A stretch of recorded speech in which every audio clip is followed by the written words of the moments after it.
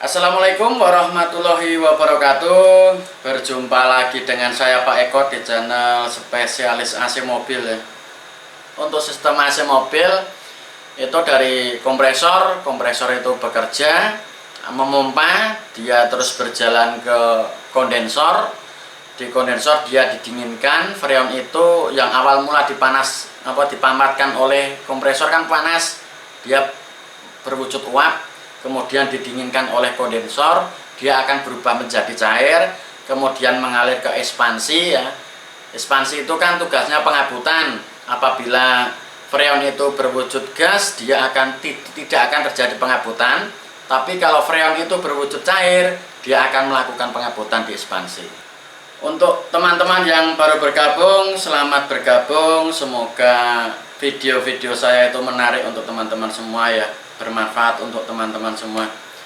Kali ini saya mau memberikan sebuah ilmu ya, bagaimana cara mengatasi AC mobil kita itu tidak dingin ya. Setidaknya kita harus tahu apa penyebabnya ya, sehingga kita itu tidak harus ke bengkel AC ketika kita mau benerin AC mobil kita sendiri ya. Untuk hal-hal yang penting di AC mobil adalah sistem kerja dari AC mobil itu sendiri ya. Jadi ketika AC tidak bisa dingin itu karena banyak faktor ya. Bisa karena kompresornya tidak bekerja, bisa karena freonnya habis, bisa karena kebanyakan oli, bisa juga olinya itu kering karena tidak konsisten dalam kita servis AC mobil ya. Untuk langkah-langkah yang kita harus tahu itu, apakah freon di sistem AC mobil itu masih ada atau berkurang ya. Karena banyak teman-teman yang komentar dalam video saya, freonnya itu masih mas, tapi kenapa tidak bisa dingin ya. Terus saya bertanya, berapa angka yang ditunjukkan ketika dipasang manifold ya. Jawabannya, dia mengecek hanya ditusuk pakai lidi. Itu kan aneh. Berarti kan beliau belum paham betul dengan keadaan atau sistem kerja AC mobil ya. Sebelum kita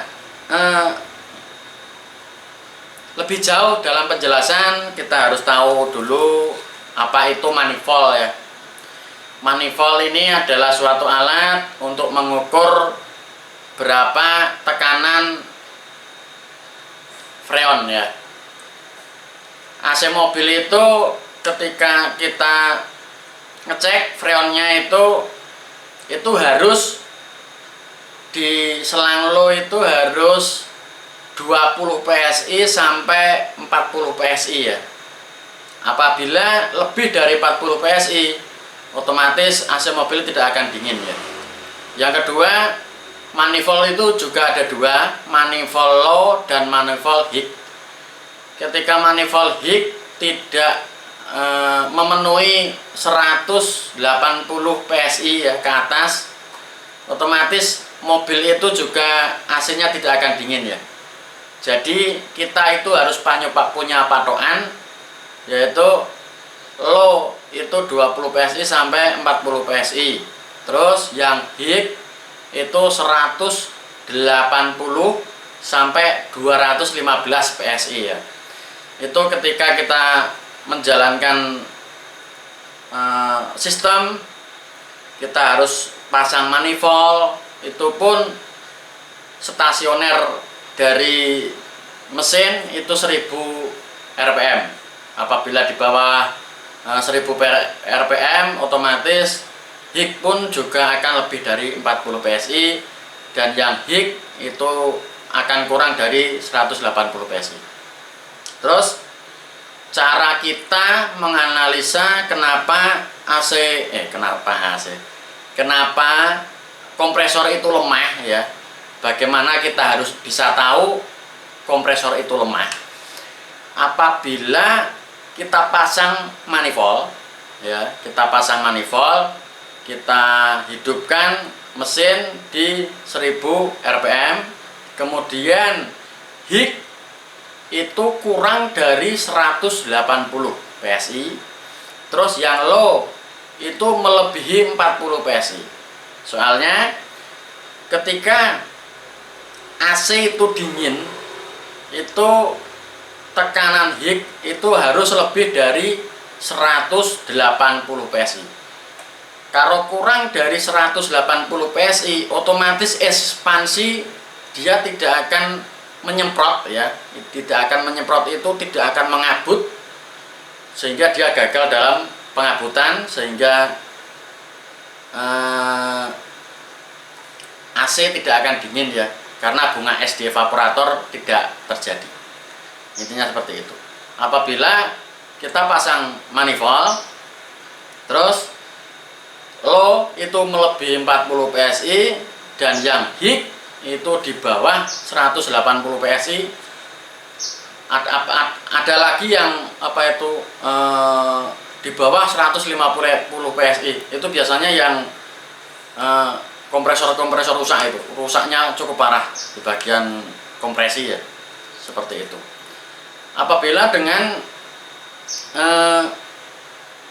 freonnya kurang, itu secara otomatis low itu akan di bawah 40 psi dan yang hik itu pun di bawah 180 psi pun ya agak jauh, seperti itu. Jadi ketika hik itu low itu dia akan turun ya, ataupun turun ya, dan ya hik itu otomatis akan naik, seperti itu. Untuk sistem kerja dari kompresor AC. Jadi seperti itu.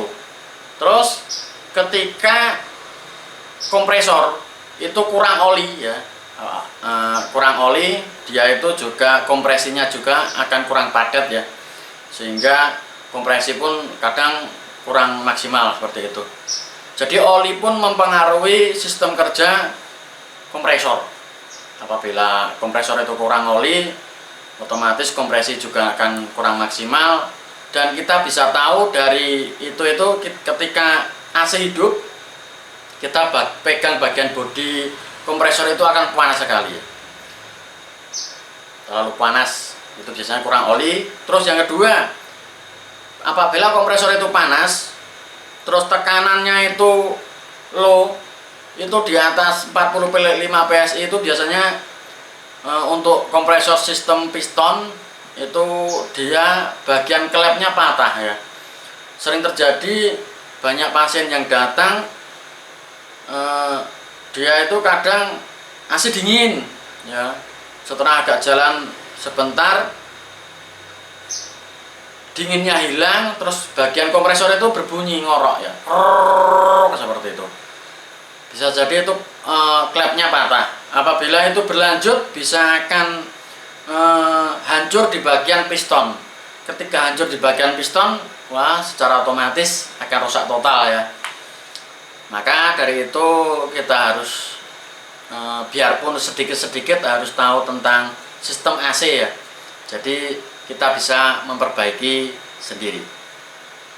Untuk teman-teman yang kurang jelas sistem pengerjaannya ya, bisa tanya dalam kolom komentar. Insya Allah apabila saya longgar, saya siap menjawab pertanyaan teman-teman semuanya. Mohon maaf untuk kali ini, kemarin-kemarin jarang upload ya.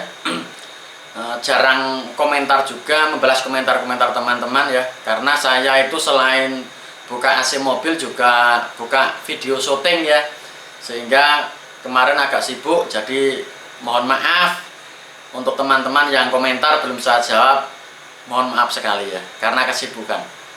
Jadi kuncinya ya, itu low itu harus di bawah 40 psi dan yang hik itu selalu di atas 180 psi. Itu baru akan terjadi pendinginan di sirkulasi AC freon. Terima kasih untuk teman-teman yang selalu mengikuti channel saya doakan semoga teman-teman sehat selalu, usahanya lancar, diberikan rezeki yang banyak, berkah, dan cukup untuk keluarga. Terima kasih. Salam sehat untuk kita semua. Assalamualaikum warahmatullahi wabarakatuh.